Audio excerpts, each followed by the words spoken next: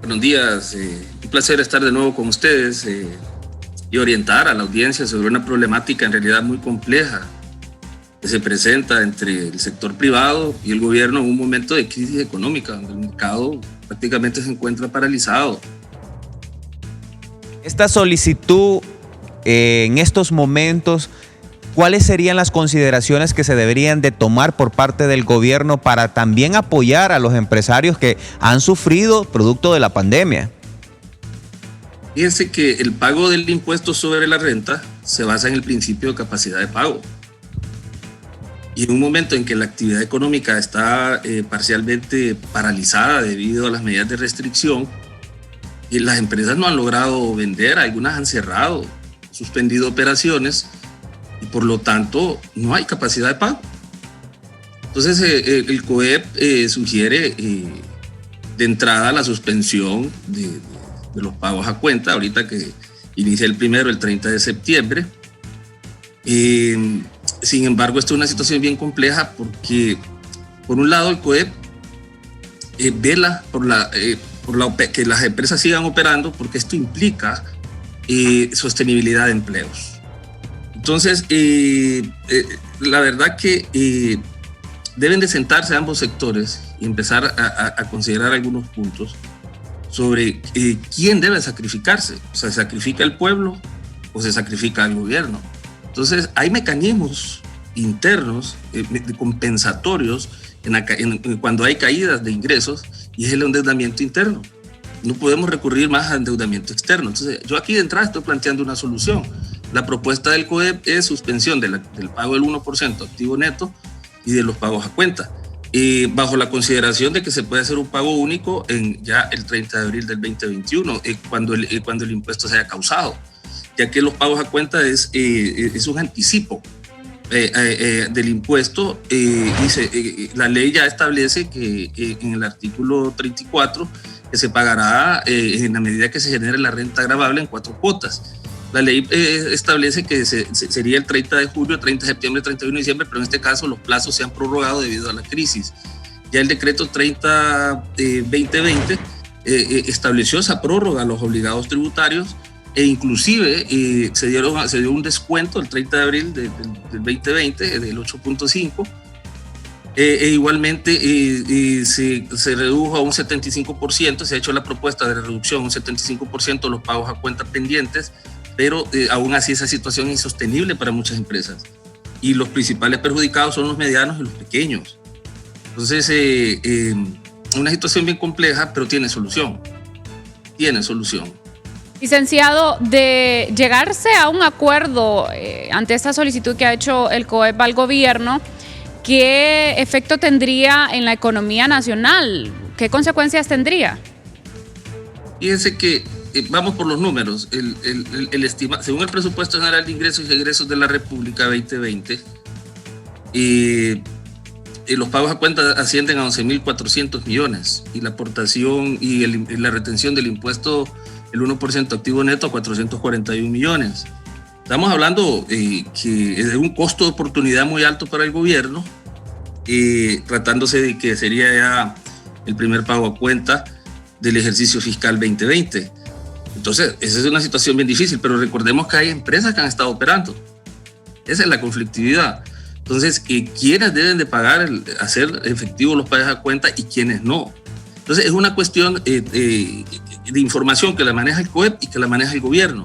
Por ejemplo, el SAR, respetando lo que establece el Instituto de Acceso a la Información Pública, la información tributaria es confidencial.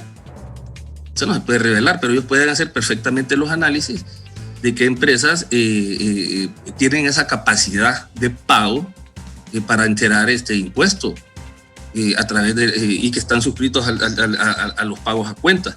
Entonces, definitivamente aquí lo que tiene que haber es un diálogo. La presión del COEP es comprensible, y yo creo que cualquier ciudadano, cualquier hondureño, se pondría al lado de las empresas, en el sentido de que al efectuar estos pagos ellos pierden capital de trabajo, un momento de reactivación. Entonces, fíjese bien, pero también hay que estar del lado del gobierno, porque el gobierno necesita esos ingresos, es la sostenibilidad fiscal. por las obligaciones y los compromisos de gasto corriente que tiene. Recuerde que en este momento de pandemia se necesitan recursos en atención a la salud, el sistema de salud, además de las obligaciones de sueldos y salarios, transferencias y gasto de capital, que en un momento de reapertura y un momento de emergencia de la pandemia, esos recursos no pueden dejar de seguir asignándose. Entonces, definitivamente aquí lo que prima es el no cierre de empresas y mantenerse, que no se pierdan más empleos. Entonces, esto tiene que ir paralelo, o sea, este diálogo es oportuno porque hay una reapertura, estamos pasando a otra fase, de la fase 1 a la fase 2.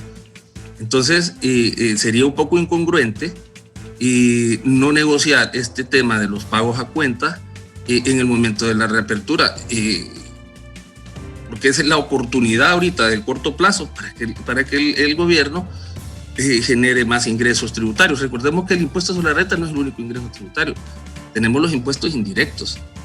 Si solamente el impuesto sobre ventas le genera al gobierno 41,000, solo el 15%, 41,000 millones, 42,000 millones, y los que son los impuestos directos son aproximadamente 37,000 millones, de los cuales 11,000 son pagos a cuenta.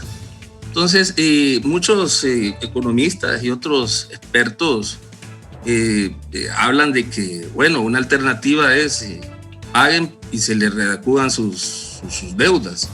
Pero es que el tema de la readecuación de deudas, si no hay venta, entonces no se puede cumplir los compromisos con la banca. Y otra cosa, en el caso de los pagos a cuenta, como un pago anticipado de la renta del 2020, no cuando se ha causado el impuesto, no hay posibilidad en el corto plazo de un crédito fiscal. Entonces, yo en lo particular, como economista, yo sugeriría el diálogo y buscar un punto intermedio en el cual el gobierno puede buscar recursos alternativos para, en ese costo de oportunidad, recursos alternativos para compensar esa caída de los ingresos tributarios, principalmente de la administración central. En el 2020 estaban proyectados a 155,000 millones, de un total de un presupuesto de 282,000 millones, que sabemos que prácticamente por la pandemia, entonces no se han alcanzado las metas de recaudación, una caída más de 40,000 millones, y las proyecciones para el 2021 andan en 96,000 millones, basado en un crecimiento del 5.5%, que no es real, porque no sabemos y que si la pandemia, si esto se puede reactivar, esperamos que no, pero en Europa hay un rebrote, por lo tanto acá tenemos que tener mucho cuidado y la población tiene una responsabilidad muy grande en esto. ¿Debieron haberse preparado los empresarios para una situación como esta? ¿O la verdad de las cosas, la solución aquí quien la tiene es el gobierno? Porque si no se busca una solución inmediatamente, quizás este paquetazo de impuestos después sea trasladado al pueblo hondureño, ya cuando se haga quizás a futuro un cambio y aquel que llegue quiera recuperar lo perdido en este 2020. Es que nadie está preparado para esto, ni los empresarios ni el gobierno. Los empresarios tenían proyectados sus flujos de caja, sus proyecciones de ingreso y rentabilidad, y el gobierno tenía presupuestado sus ingresos tributarios y no tributarios para cumplir con todas sus proyecciones de gasto, los POA, del POA presupuesto. Entonces, en esto nadie tiene responsabilidad, o sea, la responsabilidad recae en quien no toma las buenas soluciones y no las toma a tiempo, porque en realidad los afectados son los más desposeídos, y como estamos hablando de empresas, bueno, son las pequeñas, las medianas, las micro, y al final es la población que se concentra en estos sectores, como sabemos el sector informal, y al final ellos son los afectados. Entonces es un tema humano, es un tema de bienestar. Entonces yo creo que no podemos seguir bajo esquemas rígidos de cumplimiento de indicadores financieros. En el pasado podíamos hacerlo, o sea, en el pasado reciente, cuando estamos en un momento de crisis, existe un marco macrofiscal y cumplimiento de metas de reducción de déficit. estado menos 5% el otro año, nada que ver con los niveles que se hayan alcanzado según las metas con el fondo, pero yo creo que en este momento de reapertura y una reactivación en el 2021, yo creo que hay que sacrificar, el gobierno tiene que sacrificar un poco, y recordemos que la empresa privada es el principal generador de empleo. Ahora el gobierno ha tomado muy buenas medidas en el tema de la readecuación de deudas a través de este decreto del 30-2020 y otras disposiciones crediticias, ha puesto los fondos de garantía para las MIPYMES, el fondo de garantía para las grandes contribuyentes por 2.500 millones uno, igual el otro, por los mismos montos. Y no podemos desconocer, y eso quiero traerlo a colación, que no es el tema, el apoyo del Banco Centroamericano, que ha colocado más de 37 millones de dólares en préstamos a MIPYMES. Entonces, estos son auxilios, pero cuando se trata de impuestos y las empresas no venden y no generan ingresos, entonces no se cumple el principio de capacidad de pago. Entonces, ¿cómo van a honrar esas obligaciones? Aquellos que no han generado las ventas suficientes, sus flujos de caja para poder honrar esas obligaciones, y fuera de esto el costo de la energía. Entonces fíjese que la verdad que deben de sentarse las máximas autoridades fiscales, los expertos y el sector privado para encontrar una salida. Todo tiene salida.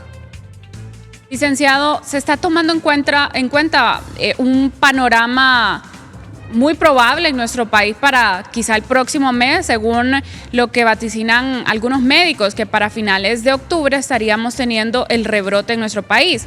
En muchos países ha ocurrido el segundo confinamiento, por así mencionarlo. Han tenido que confinar nuevamente a sus ciudadanos debido al rebrote del COVID-19.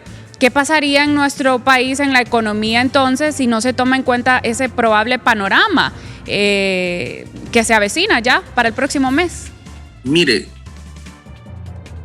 el sector privado ha hecho todo lo posible en el tema de diseño de protocolos y aplicación de medidas de bioseguridad. Y creo que es el más preparado ahorita en la pandemia. Y el gobierno ha tomado también todas las medidas posibles de atención en la pandemia. Y entonces, la respuesta mía no va, ni voy a criticar al sector privado ni al gobierno. Si va a haber un rebrote, a quien criticaría yo es a la población. Entonces cuidémonos. O sea, si la población no se cuida, si no seguimos, si seguimos pensando de que la reapertura es fiesta, que ya van a abrir la discoteca y no sé qué más, entonces eso podría, o sea, es el comportamiento de las personas, no tanto el tipo de negocios que se reabre y se entra en pilotaje.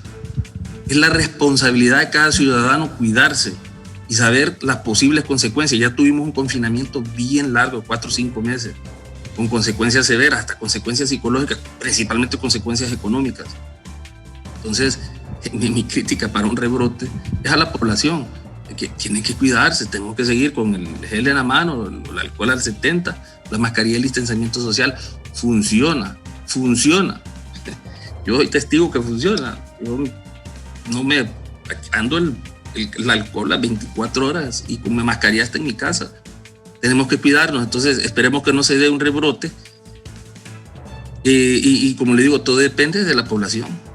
Las empresas están poniendo de su parte, es un hecho, y el gobierno está poniendo de su parte.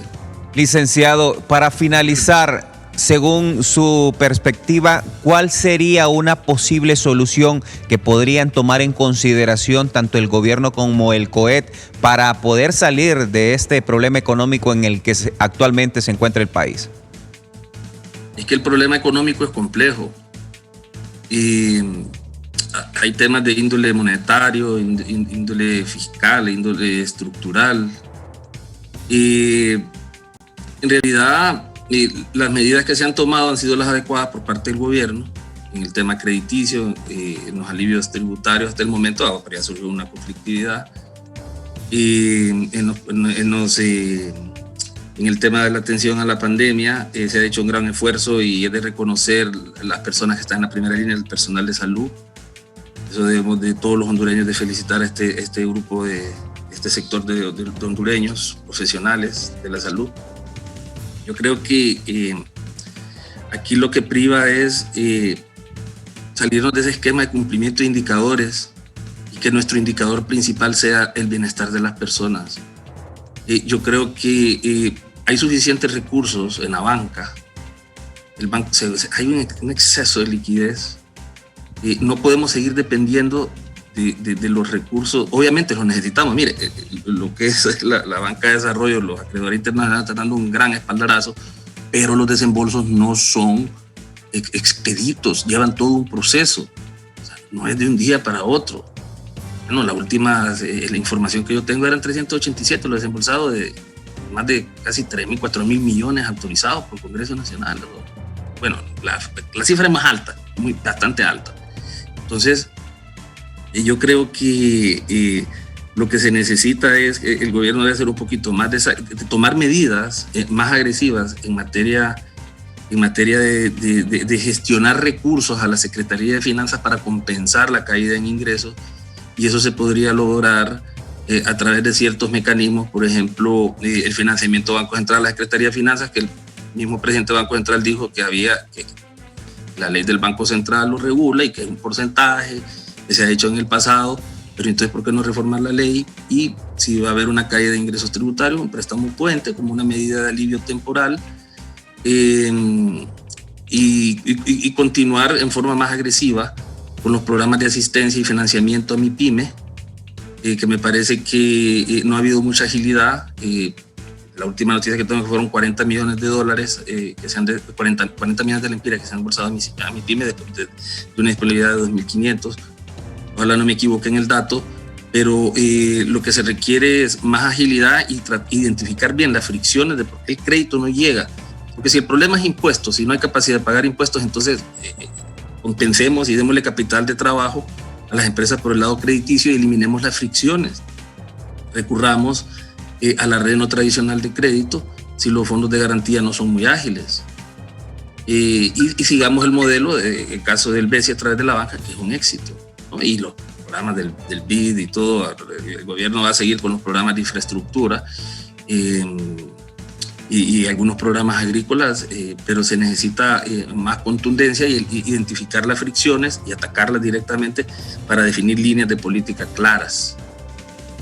Licenciado Aronne, agradecemos que nos haya acompañado esta mañana en la entrevista de 24 AM y dar sus puntos de vista también como experto en tema económico sobre el panorama que se avecina para nuestro país, las probables soluciones también y lo que se está planteando entre COEP y el gobierno. Sabemos que es una situación difícil la que se vive en el país hablando económicamente. Muchas gracias por su tiempo, licenciado. Bueno, ya sabe, a la orden. Buenos días. Buenos días.